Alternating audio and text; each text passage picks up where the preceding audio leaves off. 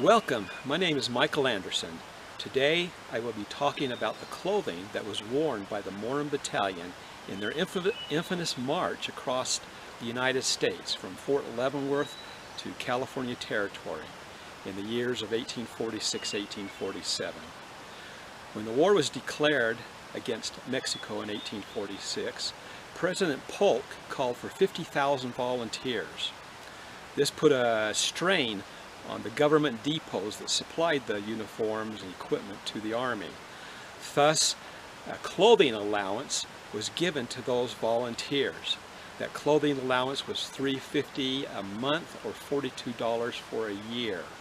That clothing allowance was for these volunteers to procure the clothing or uniforms that they needed during their one-year enlistment. The Mormon Battalion was part of that 50,000.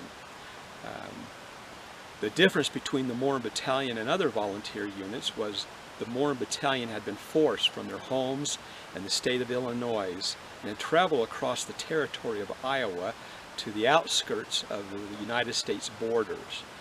There were very few sources to procure cloth and clothing that the Mormon Battalion might need for their march. In other parts of the United States, volunteers grouped their monies together and would often have uniforms made for their units. The battalion did not have that luxury. Colonel Allen, who was in charge of organizing the Mormon Battalion, made a statement to those volunteers where he advised each of the soldiers to take a blanket, greatcoat, shirt, pantaloons, socks, and shoes, suggesting the clothing be woolen, which would last. Now, this request was above the clothing that was going to be worn by the battalion. These items were suggested to be procured and placed in the knapsack. This is basically the same thing that regular troops would do. When regular troops were given an assignment to march at a long distance and sometimes away from the clothing and equipment depots, they would be given advanced clothing allowances or uniform allowances, and they would put those items in their knapsack, and as their clothing they wore out, they could rely on this additional clothing. In the regular army, they were given 4 shirts a year, 4 pair of trousers a year, or pantaloons. They were given 4 pairs of boots or brogans, 4 pairs of socks. And so this request or this recommendation from Colonel Allen was just in line with what the regular army was doing. To begin our discussion, let's talk about headwear. Headwear came in many forms. The type of headwear being worn was based on maybe a person's occupation, their age, their social class, and maybe even their ethnic group. The piece of headwear that met the needs of the Mormon Battalion, and one of the most popular pieces of headwear, was the slouch hat. You can see that I'm wearing a slouch hat. Here's an example of another. Slouch hats were made of wool, they were made of hair, and they were made of cheaper type materials of hair felting, or fur felting I should say. The more common colors were the lighter shades that you can see here.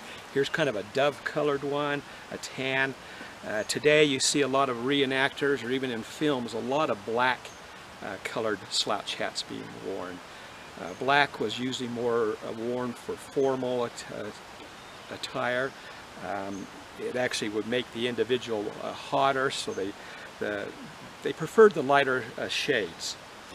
One of the interesting things that we should discuss about headwear is when you go to reenactments today, and even shown in films, a lot of times you see what they are portraying as a piece of headwear, an item such as this. This is not a hat.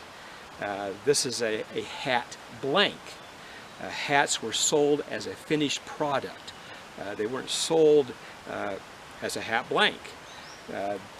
Headwear would be finished in that they had a ribbon around the crown, they had a binding around the brim of the hat, they were properly formed, shellac was placed inside the hat, and as it would dry, they would shape the hat, and the shellac would help keep the hat's shape as it was worn.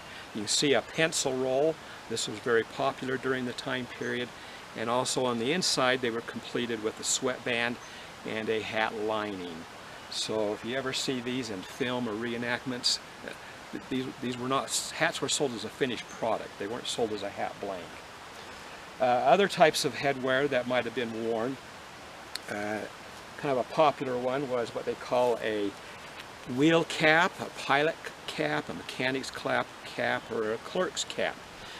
This particular one's made of jeans wool. They could have been made of any type of a fabric.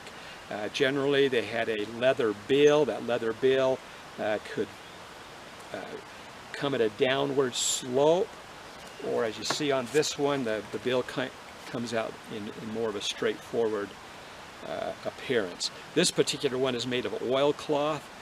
This is basically a painted cloth hat. It provided the head protection from the moisture when it rained or stormed, and this was becoming a very popular hat during the time period, particularly by militia units. Other types of hats that were available but not very common, the top hat, made similar to the slouch hat. This would have been more of a last resort if the battalion volunteer had one of these and didn't want to buy another hat. Straw hats. Sometimes straw hats were really popular for those who worked outside on farms. The problem with the straw hat is they wouldn't last very long on a march such as the one that the Mormon Battalion was going on. For example, on August 19th, just after the battalion left Fort Leavenworth, they ran into a very severe storm. A couple members of the battalion wrote the results of that violent storm on August 19th. In particular, John Still stated, "The storm came and with such violence that nothing could withstand its power. One blast and then the tents with one accord lay a total wreck on the field." Another account was William Corey. "Nearly every tent was blown to the ground. Several wagons were upset. Hats, caps, handkerchiefs, fragments of tents, and wagon covers could be seen flying in every direction." Any of the battalion members wearing a straw hat at that point would have either lost the hat or it would have been destroyed. They just could not withstand the rigors of a long march. So the preferable hat would be the slouch hat. Okay, next we will talk about underclothing or undergarments. Those are the clothing items wore underneath the actual coat or outer clothing.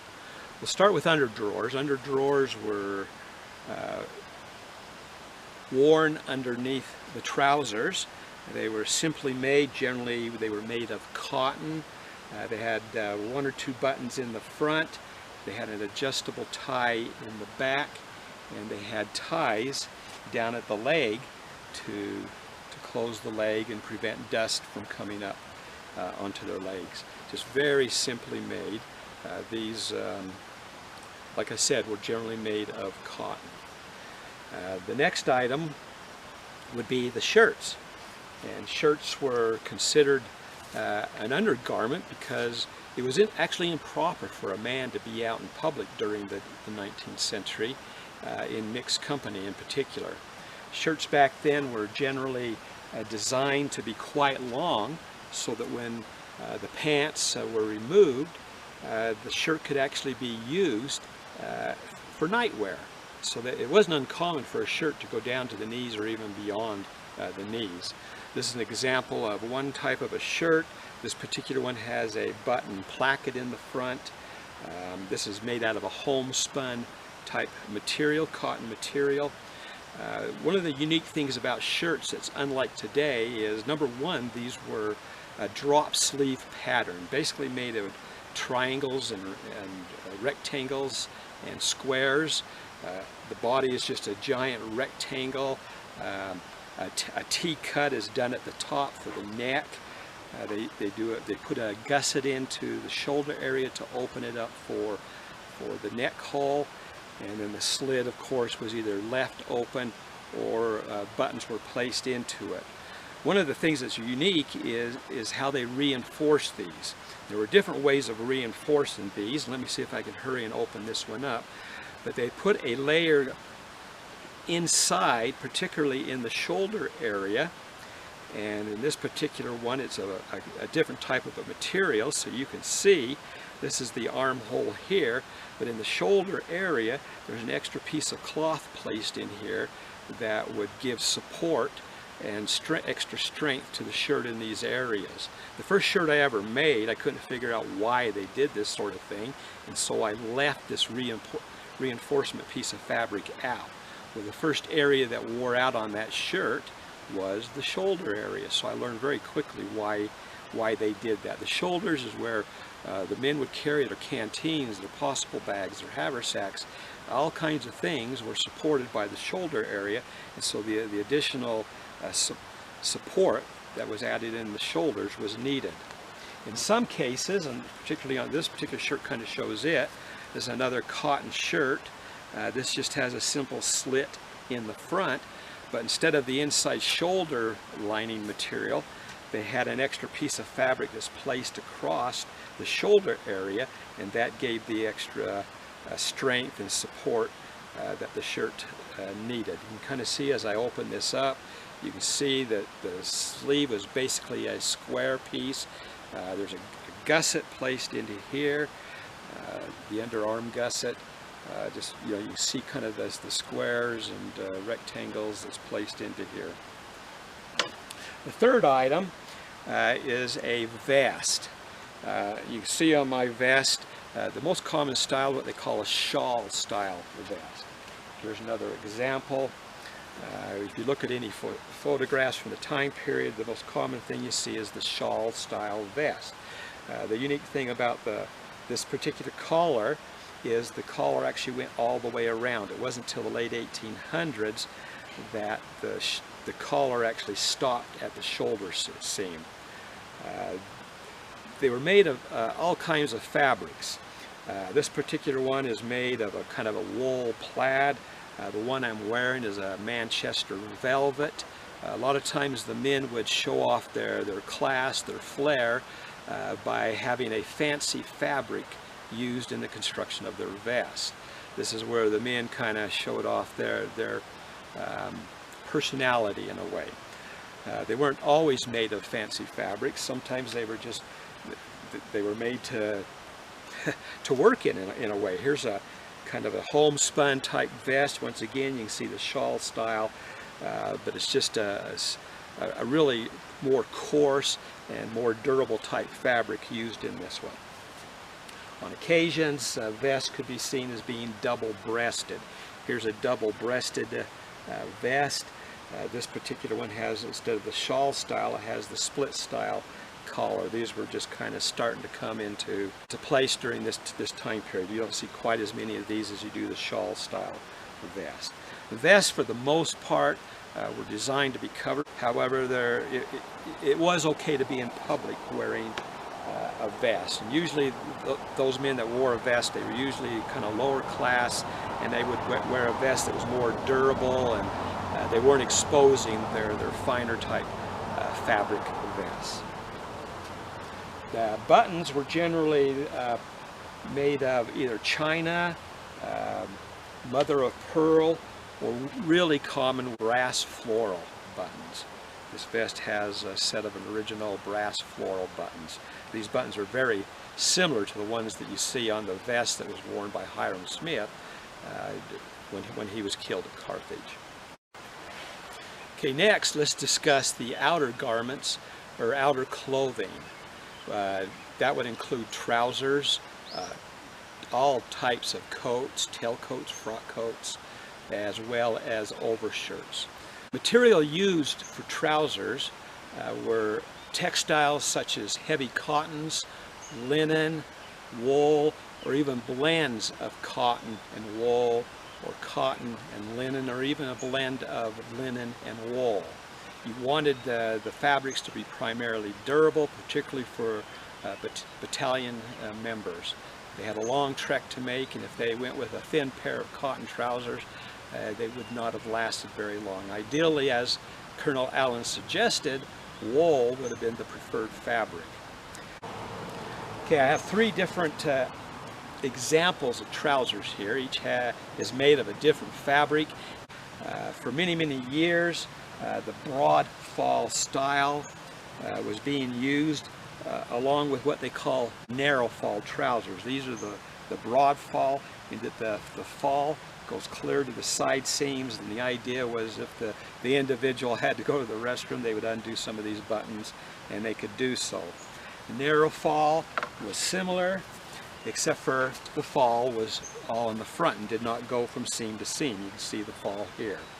Now this particular pair of trousers is made out of a durable, heavy wool, broadcloth wool. A pair of trousers like this, if they were worn by a member of the Mormon Battalion, they probably would have lasted the entire march. They would have been patching it up, holes around the knees, and the bottom of the trousers would have been well worn, and the seat end would have been full of patches, but these would have lasted the entire time. First pair I showed you, this is made out of cotton drilling. It was considered a durable type of cotton material, but this would not have been the preferred fabric used. This would not have lasted near as long as the broadcloth wool would have. Now the other style of trouser that was being used, or pantaloons, was what they call the fly style, and these were just starting to become popular in the 1840s. And for the most part, the battalion members would have had the narrow fall or the broad fall style trousers. However, those who may have had need to purchase some trousers for the trek and purchase them either at a trading post or from a sutler there around Fort Leavenworth, they may have actually got a hold of these fly style trousers. So you have the button fly, the buttons are actually covered. Some of the trousers relied on the suspenders to hold them up. Some of the trousers had a little belt adjustment, or even a couple of hand-stitched holes in the back with a tie that could give some adjustment in the waist area. I'm sure a lot of battalion members lost weight during the trek and had to come up with different ways to adjust the trousers or the pantaloons so that they would fit. This pair is made out of jeans cloth, which is a blend of wool and cotton. This was an inexpensive cloth that was commonly used by laborers during the time period. To finish off the clothing that would have been worn by the Mormon Battalion, let's talk about the jackets, the overshirts, and those sort of things that kind of finished off their impression. Probably the most common item worn by the battalion would have been what they called an overshirt. An overshirt is one of the most underrepresented items that in film, in living history. However, it was a very common item used during the time period. Any type of laborer, a blacksmith, a carpenter, a bricklayer, any of those type of laborers would have been wearing an overshirt to protect the cotton shirts and the underclothing. As with other items, overshirts were made of different types of textiles. The more durable textiles were preferred.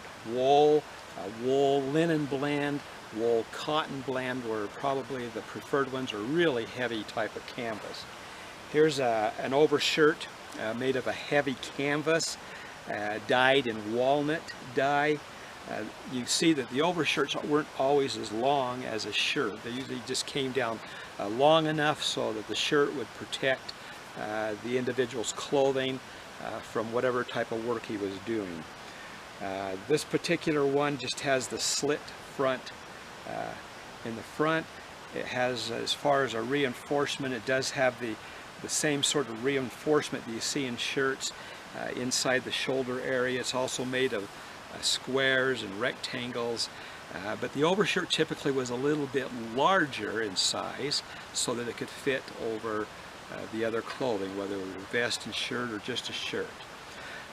Another type of, here's a wool overshirt. You see this one has the button placket, same thing, made of squares, rectangles. This one has the shoulder reinforcement, which gave support and strength to the shirt in that area, as a lot of shoulder straps were worn over the clothing. One of the unique things about the overshirt during the 1840s and 1850s, you start seeing militia units wearing what appeared to be an overshirt. However, it was trimmed. So all they did was they were taking overshirts and adding some type of trim and giving the overshirt kind of a military appearance.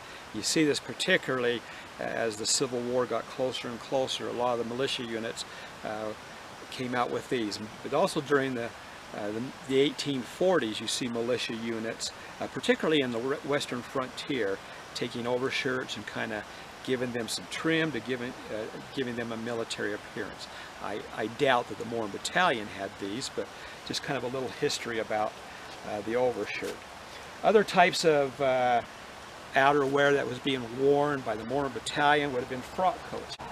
Here's an example of a frock coat made of wool. This particular style was one that was really common in the late 1830s into the 40s, where it kind of came in at the waist and then flared back out.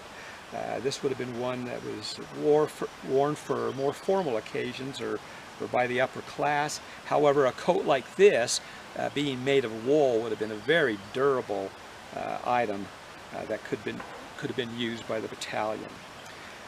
Another type of coat very similar to this would have been the tailcoat. Of course, a tailcoat has had the front portions cut out, leaving just a tail, but those would have been fairly uncommon.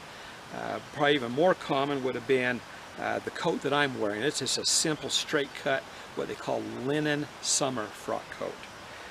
Linen, you have the durability of the linen, but it's a lot cooler to wear during warmer months. By turning to the side, you can maybe get an idea of how far down these coats went.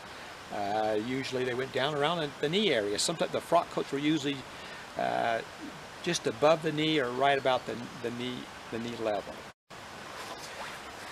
Okay, as a side note, maybe just give you an idea of maybe what the Mormon Battalion officers wore, in particular the captains. President Brigham Young instructed the captains to be fathers to their companies and manage their affairs by the power and influence of their priesthood. Then they would have power to preserve their lives and the lives of their companies and escape difficulties.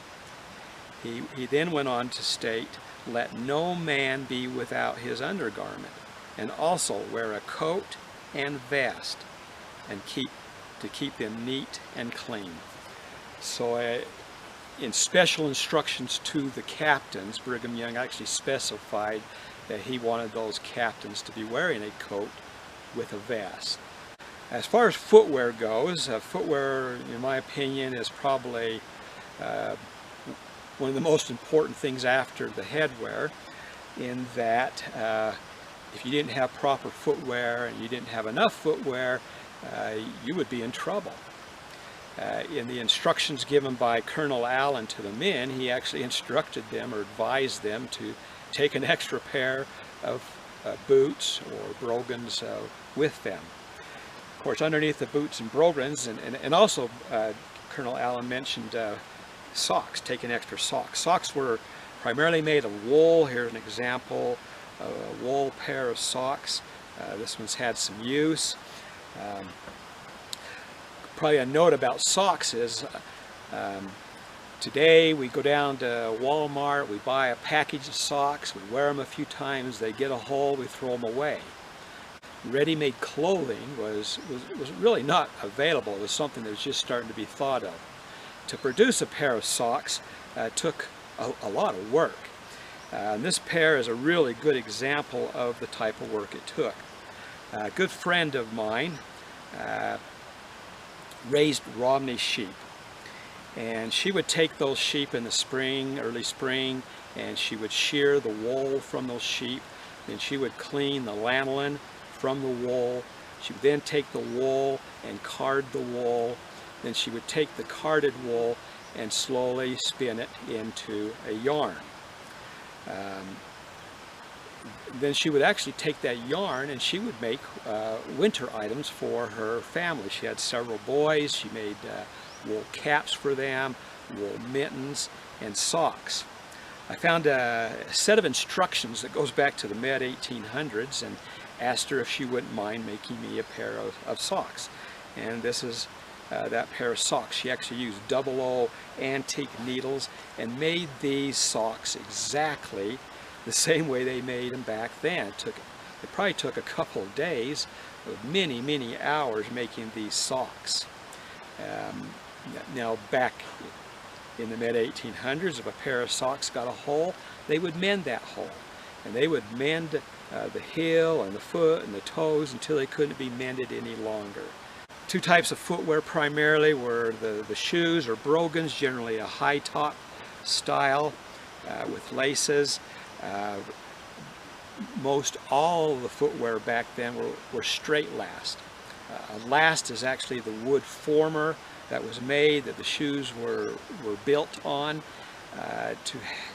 To have a right and a left shoe required two separate lasts. So generally speaking, unless you had money and you paid a shoemaker to make separate left and right lasts specifically for you, most shoes and boots that were available were not made in left and right. They were made straight last. And if I turn these up, you can see that the soles are the same on both sides. After you wear them for a while, as long as you keep them on the same foot, the top of the shoe or brogan will start to form to your foot, and you can see a left and a right. Primarily the construction of these shoes on the sole was wood pegged during that time period.